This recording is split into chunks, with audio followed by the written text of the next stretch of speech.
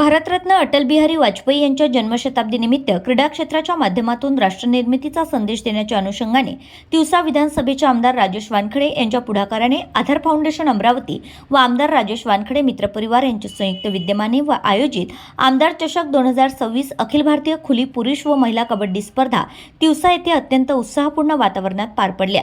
अत्यंत चुरशीच्या व रोमहर्षक झालेल्या अंतिम सामन्याच्या फेरीमध्ये पुरुष गटात युवा पलटण पुणे व महिला गटामध्ये कासा हरियाणा या दोन संघांनी अजिंक्यपद पटकावत अनुक्रमे 2 लाख व 1.5 लाख रुपयांचे पुरस्कार पटकावले आहेत। या पुरस्कारांचा बक्षीस वितरण समारंभ राज्यमंत्री नामदार डॉक्टर पंकज भोयर, आमदार प्रतापदादा अडसळ, आमदार सुमित वानखेडे व आमदार राजेश वानखडे यांच्या प्रमुख हस्ते रोख बक्षीस व अजिंक्यपद पटकावल्याची ट्रॉफी दोन्ही संघांना बहाल करण्यात आली।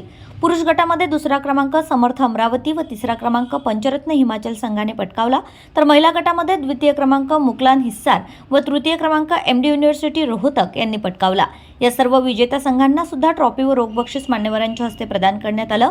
या संपूर्ण सामन्याच्या आयोजनादरम्यान विजेता उपविजेत्या संघांना एकूण 6,80,00,000 रुपयांची रोख बक्षिसांचं वितरण करण्यात आलं। अत्यंत नियोजनपूर्ण आयोजित करण्यात आलेल्या या अखिल भारतीय सामन्यांचा तिवसा शहर व लगतच्या गावातील कबड्डी प्रेमींनी मोठ्या उत्साहात 3 दिवस आनंद घेतलाय। एवढा मोठा ऑल इंडिया दर्जाचा सुबक नियोजन असलेला टुर्नामेंट तिवसासारख्या ग्रामीण बहुल तालुक्याच्या ठिकाणी आयोजित करण्याचे शिवधनुष्य आमदार राजेश वानखडे मित्रमंडळ व आधार फाउंडेशन यांनी अत्यंत किमया केल्याने मान्यवरांनी या ठिकाणी आवर्जून नमूद केलं।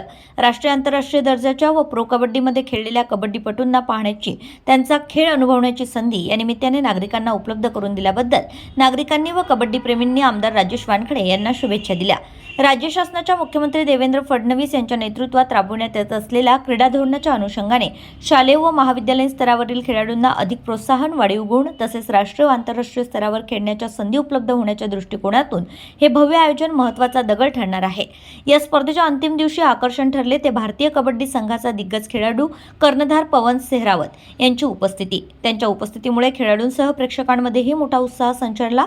ही अखिल भारतीय कबड्डी स्पर्धा ग्रामीण भागातील नवोदित खेळाडूंना राष्ट्रीय स्तरावर आपली गुणवत्ता सिद्ध करण्याची सुवर्ण संधी ठरणार असून अटलजींच्या विचारांप्रमाणे खेळातून शिस्त, आत्मविश्वास, संघभावना व राष्ट्रप्रेम निर्माण करण्याचा संदेश या उपक्रमातून देण्यात येत आहे। कार्यक्रमाचं सूत्रसंचालन कपिल निरगुण यांनी प्रभावीपणे केलं, तर सचिन राऊत यांनी आभार प्रदर्शन केलं आहे।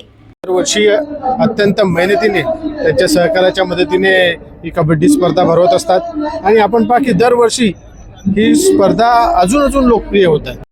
आणि आज कबड्डीवरती आपल्या परिसरामध्ये राहणाऱ्या नागरिकांचं जे प्रेम आहे ते या ठिकाणी राजेशजी वानखडे यांनी आयोजित केलेल्या सामन्यांवरून दिसून आलेलं आहे। ग्रामीण भागामध्ये खरं तर आवडीचा खेळ आहे, परंतु थोड्याशा राजकीय आणि शासकीय अडचणी मधल्या काळात होत्या, परंतु राजीवभाऊंच्या माध्यमातून अत्यंत चांगलं आयोजन आता तिवसा मतदारसंघामध्ये सुरू झालं आहे। तिवसा तालुका प्रतिनिधी नंदकिशोर मते।